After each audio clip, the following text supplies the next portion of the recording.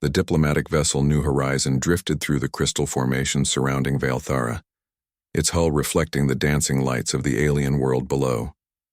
Ambassador Jake Morrison stood at the observation deck, watching the massive structures that housed the Galactic Council grow larger with each passing minute. After 30 years of being ignored, dismissed, and treated like children by the galaxy's established powers, humanity finally had earned their chance to sit at the table. Captain Lisa Warren's voice crackled through the communication system from the escort fleet maintaining position 3,000 kilometers away. Ambassador, we're receiving standard approach protocols from Valthara Traffic Control. They want our weapons powered down and shields at minimum. Jake nodded even though she couldn't see him. Comply with all requests, Captain. We're here to make friends, not enemies. He turned away from the window, straightening his formal diplomatic uniform. The weight of representing 5 billion humans pressed down on his shoulders like a physical burden. The New Horizons conference room buzzed with nervous energy as the human delegation made final preparations. Dr. Amanda Stone reviewed her cultural briefings while General Pete Harrison went over security protocols for the 100th time. They all knew this meeting would determine humanity's future in galactic politics. A soft chime announced an incoming transmission from their escort ships. The main screen flickered to life, showing the bridge of the destroyer Korthak's Honor. War Prime Thesek filled the viewer, his reptilian features showing what humans had learned to recognize as approval among his people. Friend Jake, Thesek's translated voice carried warmth despite the mechanical tone. Our ships stand ready to escort you to the council chambers. The Veltar hive ships have also arrived and taken position alongside our formation. Jake smiled at the alien leader, who had become humanity's strongest supporter. The Korthak Confederacy had backed Earth's application for council membership, despite facing political pressure from the established powers. Their loyalty had cost them trade agreements and diplomatic relationships, but Thesek had insisted that honor mattered more than convenience. Thank you, Thesek. Your friendship means everything to us. Jake's words carried genuine emotion. The Korthak had been the first species to treat humans as equals rather than curiosities or threats. The second screen activated, showing the compound eyes and chitinous features of high-voice Zakth from the Veltar Collective. The insectoid being's mandibles clicked in the pattern humans recognized as greeting. Human friend Jake, our minds sing with anticipation for this moment. The collective remembers those who stood with us during the Zephyrian conflicts. Jake remembered those battles well. Human ships had fought alongside Korthak warriors and Veltar swarms against the pirate fleets that had terrorized the outer systems. The victory had been decisive, and the three species had formed bonds forged in combat and shared sacrifice. The New Horizons captain announced their final approach to the council station. Jake gathered his delegation and moved toward the docking bay, where they would transfer to a council shuttle for the ceremonial arrival. As they walked through the ship's corridors, he couldn't shake the feeling that everything was about to change. The council chambers of Valthara were magnificent and intimidating in equal measure. Carved from a single massive crystal, the amphitheater could hold representatives from over 200 species.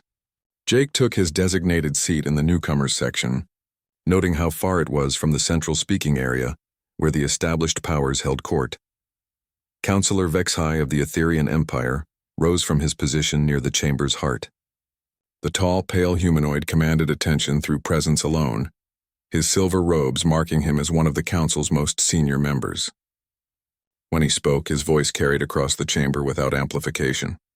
Honored beings, we gather today to formally recognize the application of the species calling themselves humans for provisional membership in our galactic community. His tone suggested he was discussing something distasteful, though we must question whether a species so recently emerged from their single world possesses the wisdom for such responsibility. Jake felt his jaw tighten, but forced himself to remain calm. He had expected this kind of reception from the Etherians, who viewed themselves as the galaxy's natural leaders. Their empire controlled nearly a quarter of known space and had dominated council politics for centuries. The humans have demonstrated concerning tendencies toward violence, Vexhai continued, his gaze fixing on Jake. Their military actions against the Zephyrian pirates, while successful, showed a disturbing willingness to employ what we might call barbaric tactics. Furthermore, their alliances with certain lesser species raise questions about their judgment. The insult to the Korthak and Veltar was deliberate and unmistakable. Jake saw Thesic's claws extend slightly, a sign of controlled anger among his people. Zakth's compound eyes darkened, indicating similar feelings in the Veltar. Jake requested permission to speak and was grudgingly granted the floor. He walked to the speaking area, feeling hundreds of alien eyes upon him. Honored counselors, humanity seeks only to contribute to the peace and prosperity of our galactic community. We have proven our commitment to justice through our actions against those who prey upon the innocent. Our alliances are based on mutual respect and shared values, not convenience or political calculation. His words rang clearly through the chamber. But Jake could see the skeptical expressions on many faces. The established powers had already made their decision about humanity, and this ceremony was merely a formality before rendering judgment. The day's sessions continued with various species offering statements about humanity's application. Some were neutral, others cautiously supportive, but the major powers remained openly hostile. As evening approached on Valthara, Jake felt increasingly pessimistic about their chances. Then came the emergency session call. Counselor Mordak of the Hegemony took the speaking floor, his massive form dwarfing even Vexhai. Fellow counselors, we have received disturbing intelligence regarding seditious activities among certain member species. Evidence suggests that the Korthak Confederacy and Veltar Collective have been coordinating efforts to undermine council authority and threaten galactic stability. Jake's blood ran cold. He looked toward Thesic and Zakth, seeing confusion and growing alarm in their alien features. This was clearly a fabricated charge, but the political machinery was already in motion. The evidence is overwhelming, Mordak continued, displaying what Jake recognized as doctored communications and falsified documents. Both species have been using their support of the human application as cover for building an anti-council alliance. Their ultimate goal appears to be the violent overthrow of legitimate galactic government. Jake leaped to his feet. Honored counselors, this is clearly a manufactured crisis. The Korthak and Veltar have served this council with honor for decades. Their only crime is treating humanity with the respect that all sentient beings deserve. Vexhai's smile was cold as winter. The human response merely confirms our suspicions about their involvement in this conspiracy. We cannot allow such threats to galactic peace to continue unchecked. The vote was swift and decisive. 18 major powers supported immediate pacification measures against the Korthak and Veltar homeworlds. Only 12 species opposed, with the rest abstaining or absent. Jake watched in horror as the council authorized what amounted to a death sentence for billions of innocent beings. As the session ended, Jake tried desperately to reach Thesic and Zakth, but council security prevented any communication. He was escorted back to the New Horizon, with assurances that humanity's application would be reviewed once the current crisis was resolved. Hours later, Jake stood in his quarters watching the communications feeds from across the galaxy. Orbital bombardment platforms were moving into position around both Korthak Prime and the primary Veltar hive worlds. The weapons being deployed were stellar crack devices, banned by every civilized treaty but apparently acceptable when used against seditious elements. The attacks began at precisely the same moment across both star systems. Jake watched entire continents turn to glass as energies hot enough to crack a planet's core were directed against population centers.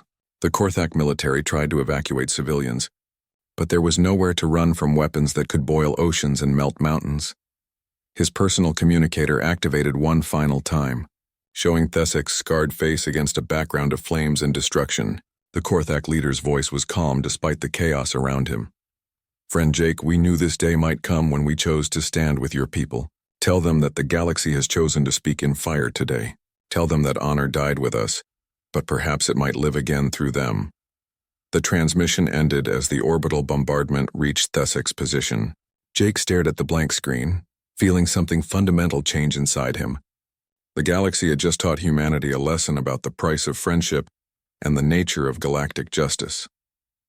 Outside his window, the crystal formations of Valthara continued their eternal dance, beautiful and cold as the civilization that had built them. 3 weeks had passed since the massacres, and Earth felt like a world holding its breath. President Carmen Rodriguez sat in the Emergency Command Center beneath Denver, watching reports flood in from across human space.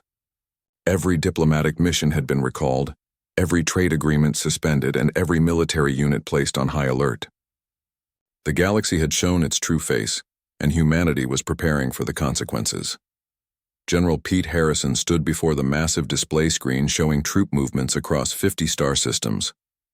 His weathered face carried the weight of a soldier who had seen too many wars, but nothing had prepared him for this. Madam President, our intelligence networks confirm what we suspected. The Council is already preparing charges against Earth. They're calling us a threat to galactic stability. Admiral Nancy Foster entered the room carrying classified files that would change everything. Her uniform bore the insignia of Earth Defense Fleet Command, and her expression suggested she carried news that would reshape their understanding of the situation. Ma'am, we've intercepted Council communications through our deep space monitoring stations. They're planning to eliminate humanity within 6 months. The room fell silent except for the humming of computers processing endless streams of data. Carmen had expected retaliation, but the speed and scope of the Council's planning was breathtaking. They weren't just angry about humanity's protests over the massacres. They were terrified that humans might inspire other species to question Council authority. "Show me everything," Carmen said, her voice steady despite the magnitude of what she was hearing. Admiral Foster activated the holographic display, showing intercepted messages between Council worlds. The Etherian Empire is coordinating with 5 other major powers. They're using our expected outrage over the Korthak and Veltar killings as evidence that humanity is unstable and dangerous. The plan is to finish their current territorial expansions, then turn their full attention to us. Dr. Amanda Stone, who had returned from the evacuation operations, added her own disturbing intelligence. The psychological profiles they're developing paint humans as an aggressive species that threatens the natural order. They're actually using our loyalty to our allies as proof that we're unfit for civilized society. Carmen studied the evidence with growing anger. The Council had committed genocide against 2 peaceful species, then planned to use humanity's moral outrage as justification for another massacre. The logic was twisted but politically effective within their system. Meanwhile, on the colony world of Haven, Colonel Ryan Mitchell was witnessing the human cost of galactic politics firsthand. His 7th Marine Expeditionary Force had been working around the clock to evacuate Korthak and Veltar survivors from the disaster zones. The scenes that greeted them were beyond anything in their worst nightmares. The medical stations overflowed with refugees, bearing radiation burns from the stellar crack. Weapons, Dr. Stone's reports from the field, painted a picture of systematic destruction designed not just to kill, but to ensure nothing could ever live on those worlds again. Entire continents had been turned into glass deserts where the ground still glowed with residual energy. Staff Sergeant Tony Phillips found himself assigned to refugee processing, a job that tested his emotional limits every day. His unit had trained alongside Korthak warriors during joint exercises, learning to respect their honor-based culture and their fierce loyalty to those they considered family. Seeing them reduced to homeless survivors seeking basic medical care filled him with a rage he struggled to control. The moment that changed, everything came when Phillips encountered a young Korthak named Sektar. The teenager was the sole survivor of a military academy that had housed 10,000 students. Phillips had visited that academy during the joint training program, meeting instructors who spoke proudly of their students' dedication to protecting the innocent. Sektar sat alone in the refugee processing center, his scales bearing the distinctive scars of stellar fire exposure. When Phillips approached with food and medical supplies, the young Korthak looked up with eyes that held too much pain for someone so young. "Human friend," Sektar said in halting English, "why did they burn us? We did nothing wrong. We only wanted to be your friends." Phillips knelt beside the young alien, searching for words that could somehow explain the inexplicable. "I don't know, kid, but I promise you this. They're going to pay for what they did." The conversation was overheard by other refugees, and soon Phillips found himself surrounded by survivors asking the same question. Why had the Council turned on them? What crime justified the extinction of entire worlds? How could a civilization that claimed to represent justice commit such acts? Back on Earth, President Rodriguez prepared for the most important speech of her career. The joint session of Congress and the Global Defense Council represented every nation and colony in human space. The decision they made would determine whether humanity faced the galaxy as victims or as something far more dangerous.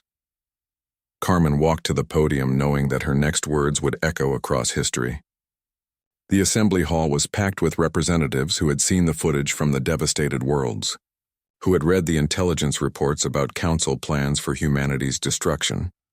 "Fellow humans," she began, her voice carrying clearly through the chamber. "3 weeks ago, we witnessed the true nature of galactic civilization.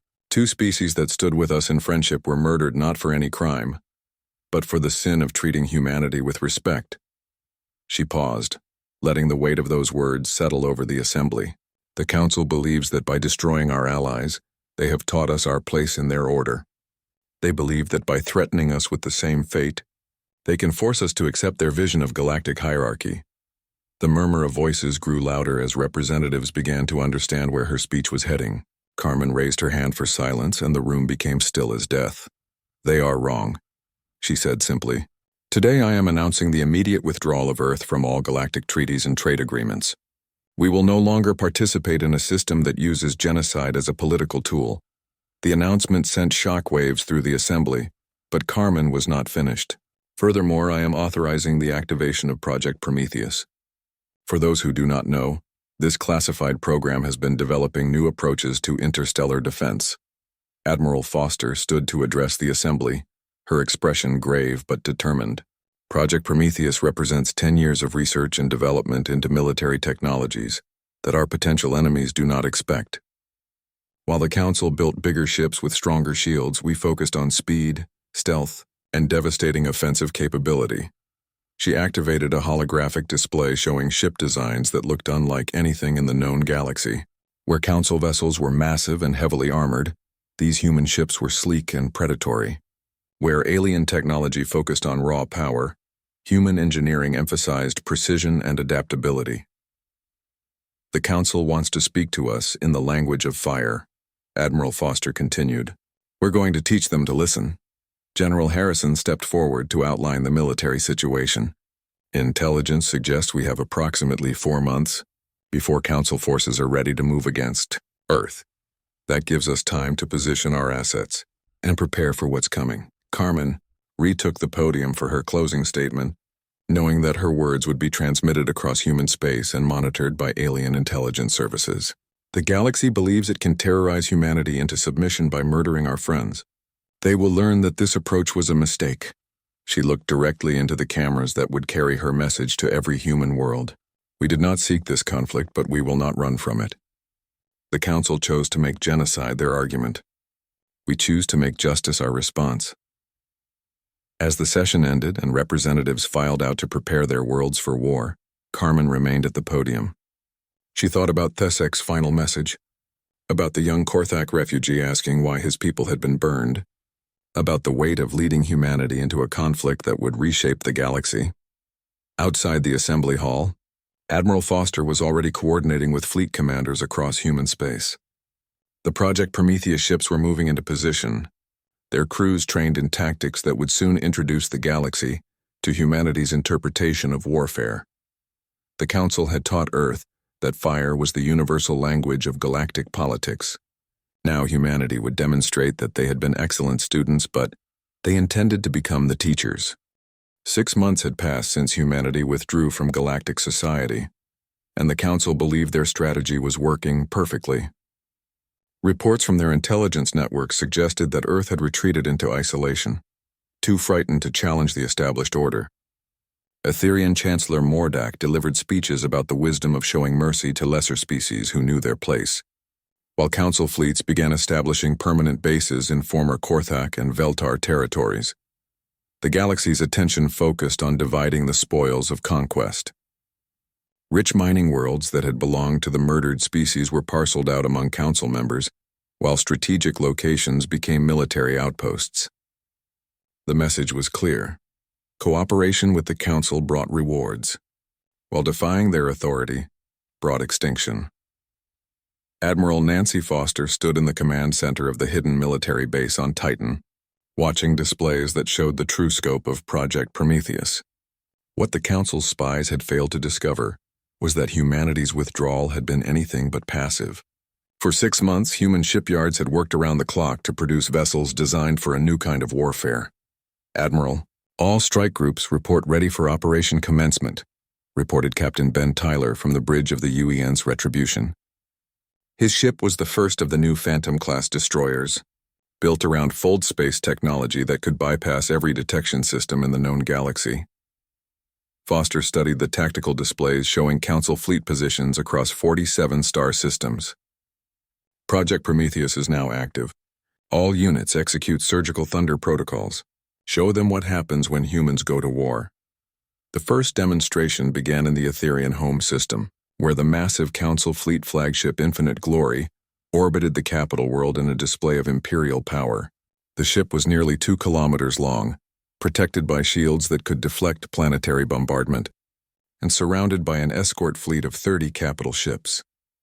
Captain Tyler's Retribution materialized from fold space just 500 meters from the flagship's bridge, close enough that their crews could see each other through the viewports. The Etherian commander had barely enough time to register the impossible appearance before Tyler opened fire. The engagement lasted exactly 31 seconds. The Retribution's new plasma cannons, designed from human fusion research, punched through Etherian shields like they were made of paper. The Infinite Glory's massive bulk became a liability as Tyler's ship danced around it, striking critical systems with surgical precision. When the flagship's reactor went critical, Tyler was already targeting the escort vessels. The Etherian ships, built for long-range bombardment, found themselves helpless against an enemy that fought at knife-fighting distance. 7 capital ships were destroyed before the Retribution vanished back into fold space, leaving the surviving Etherians staring at debris fields where their most powerful fleet had been. Similar scenes played out across the galaxy as human strike teams revealed the scope of their preparation. Major Kelly Santos led her Marines in precision attacks on military installations, using new powered armor that made them nearly unstoppable in ground combat. Lieutenant Chris Morgan's Special Forces units struck government centers with intelligence gathered by human spy networks that had been operating in secret for years.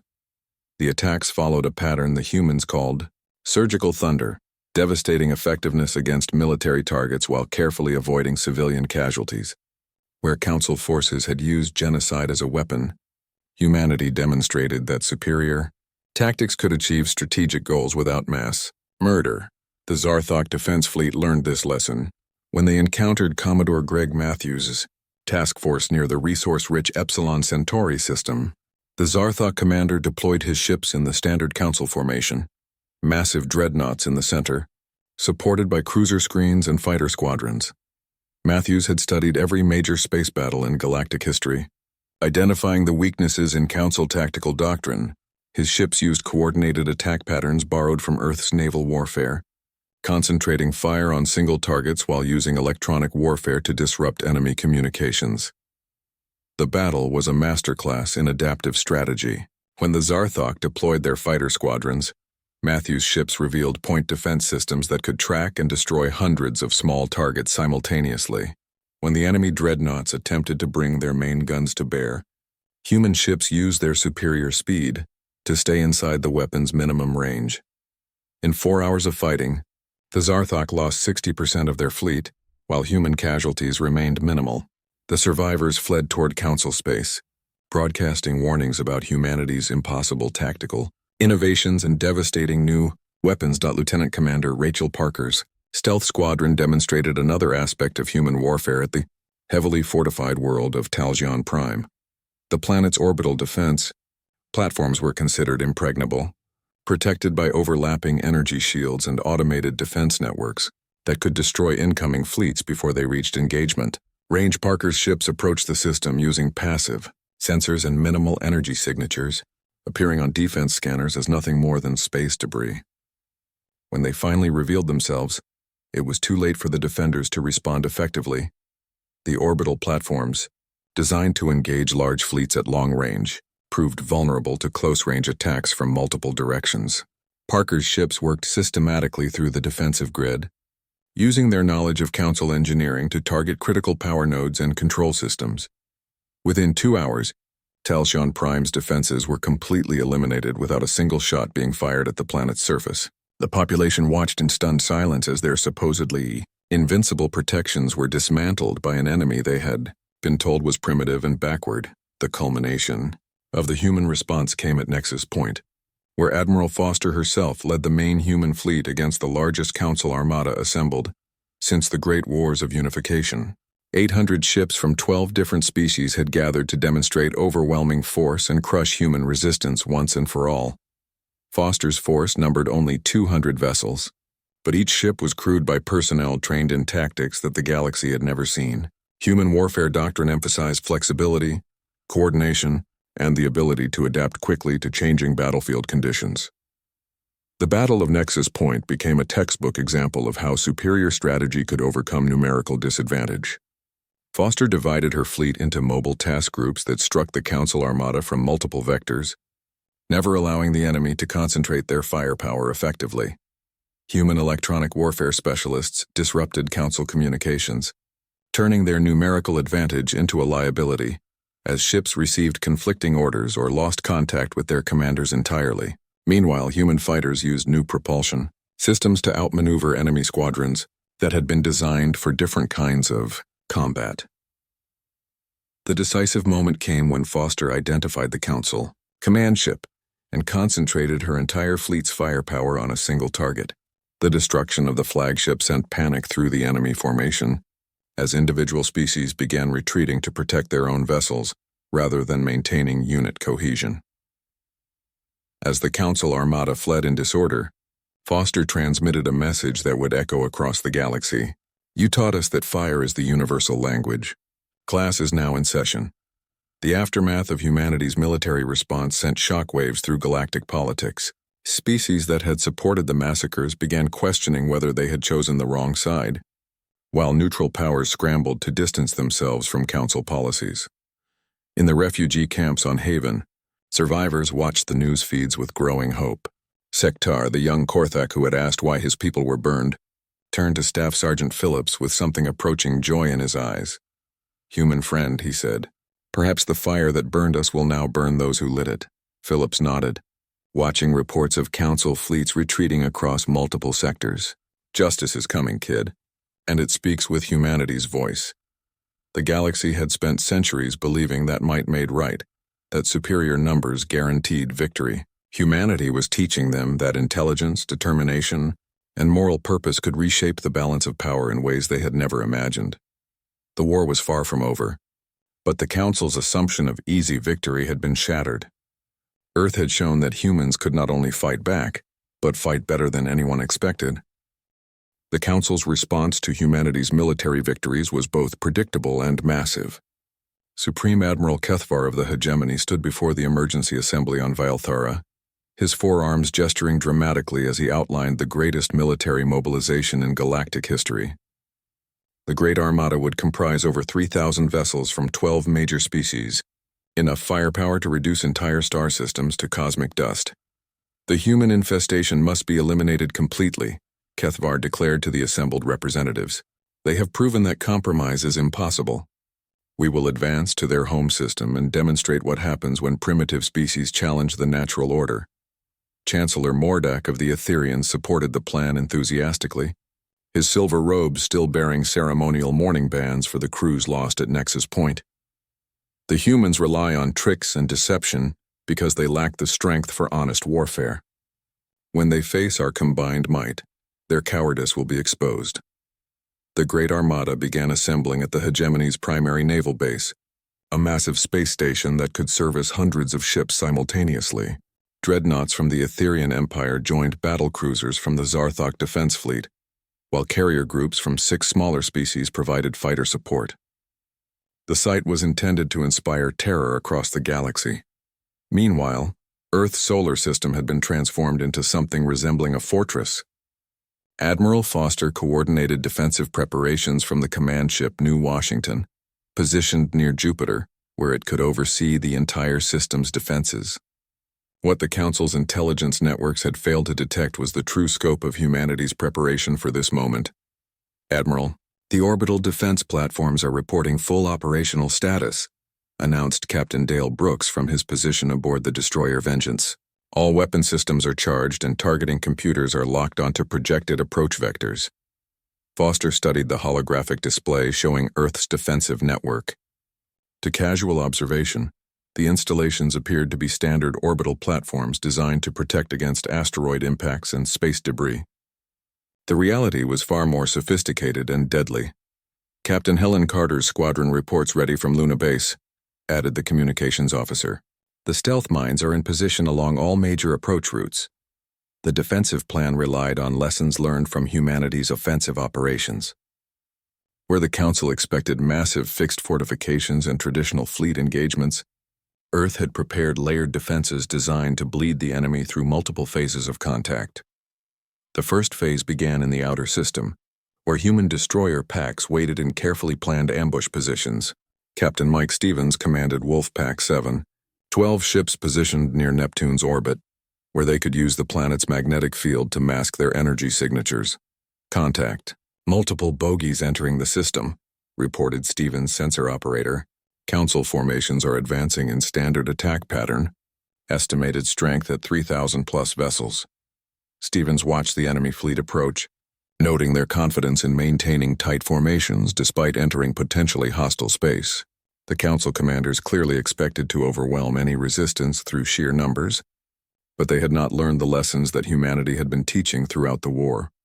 All packs, execute Wolfhound Protocol, Foster commanded from her position near Jupiter.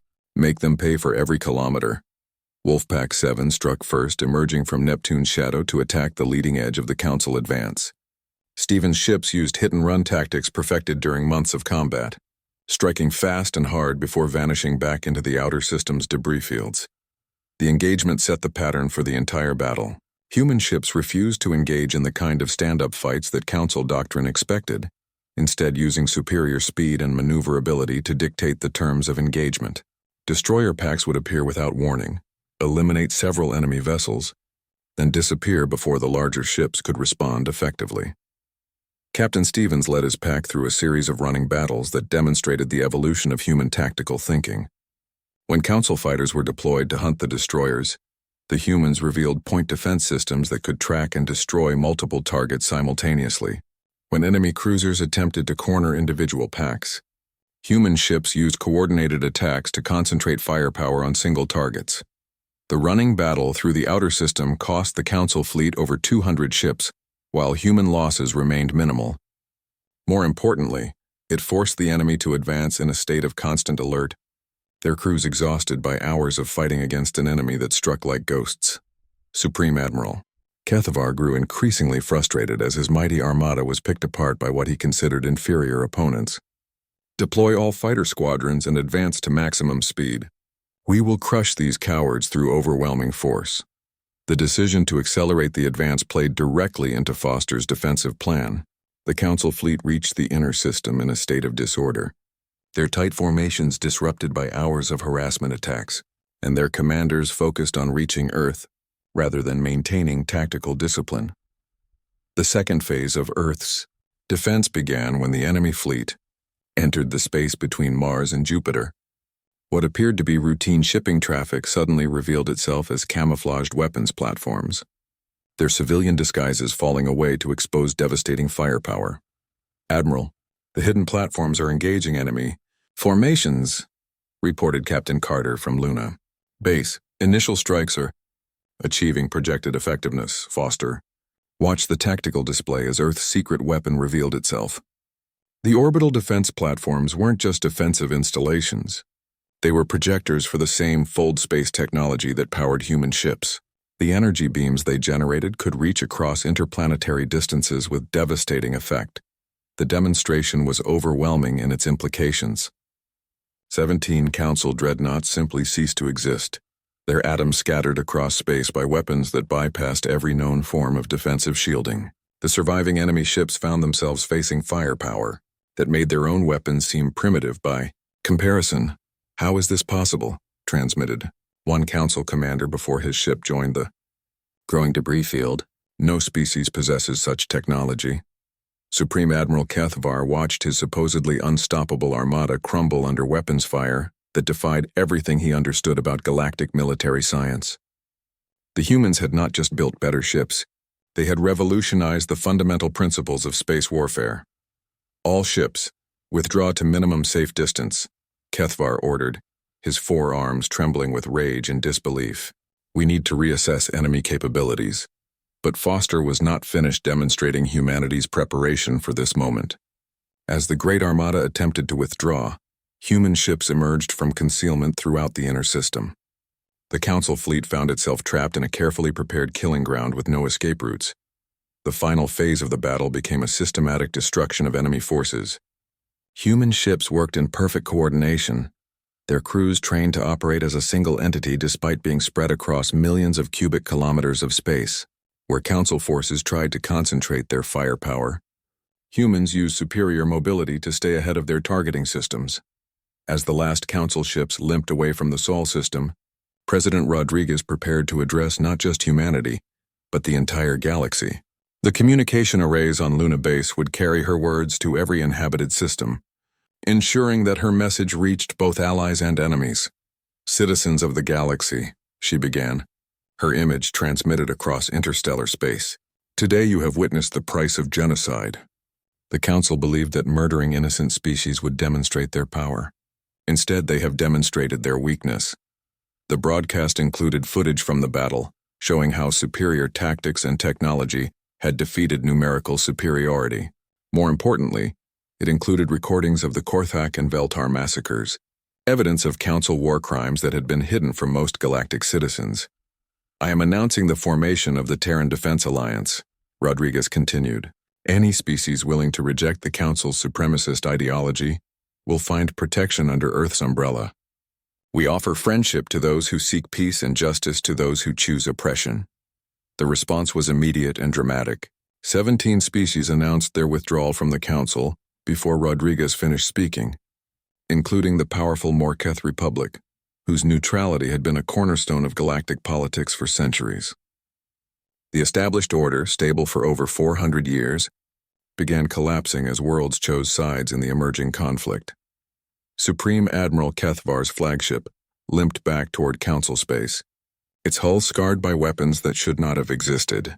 Behind him, human reconnaissance drones tracked every movement of the retreating armada, gathering intelligence for future operations.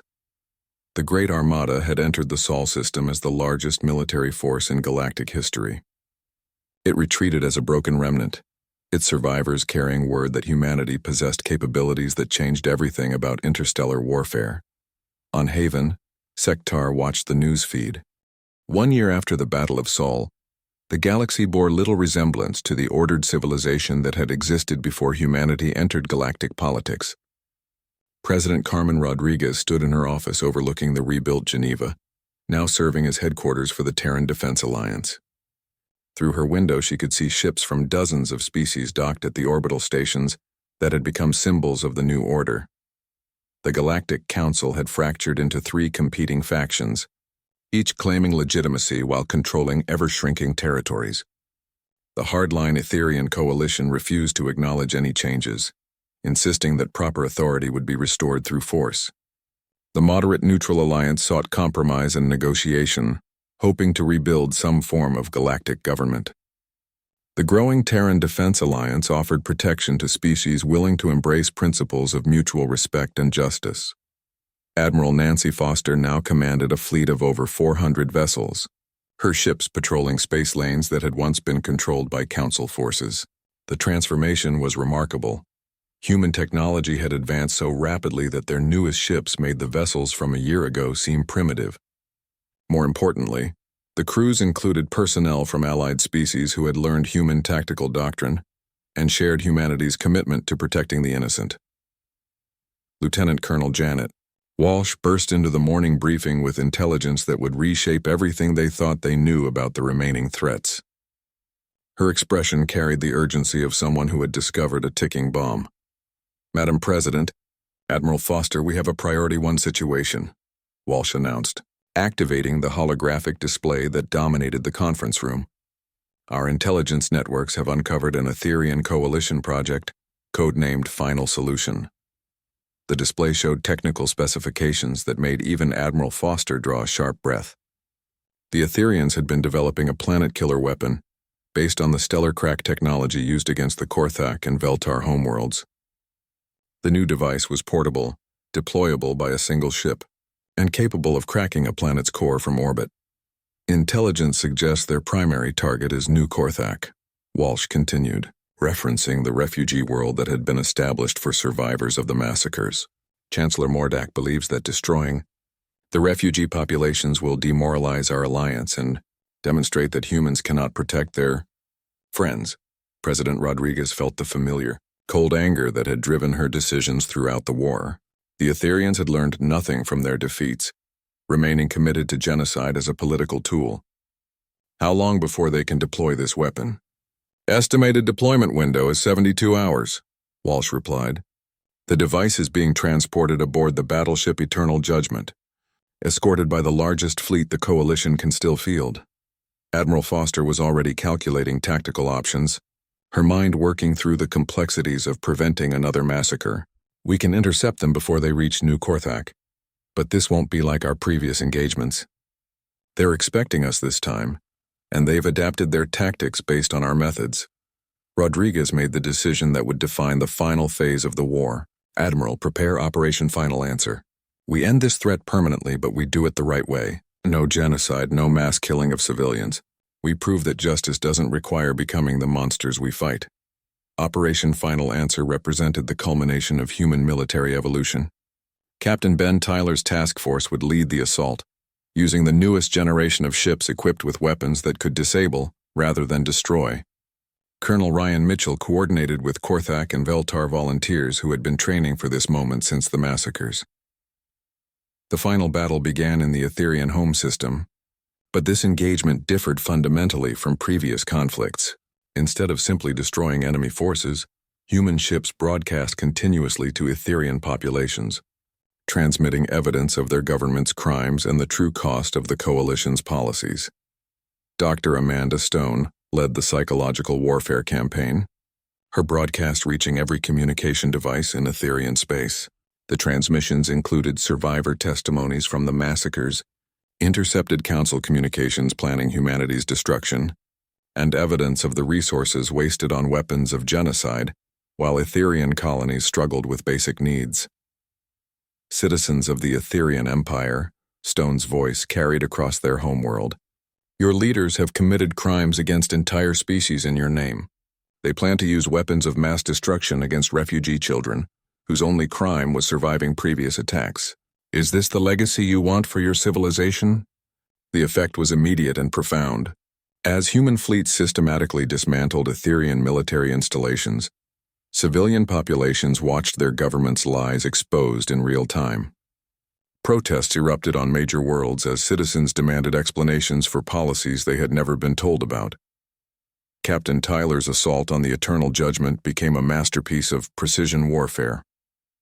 His ships used new technology to disable the battleship's engines and weapons without destroying the vessel, then deployed boarding parties to secure the planet killer device before it could be activated. The capture of Chancellor Mordak himself provided the symbolic end to Etherian resistance. The leader who had ordered genocide found himself in human custody, facing trial by a joint tribunal that included survivors of the species he had tried to exterminate. But the true victory came when the Etherian people themselves rose up against their government.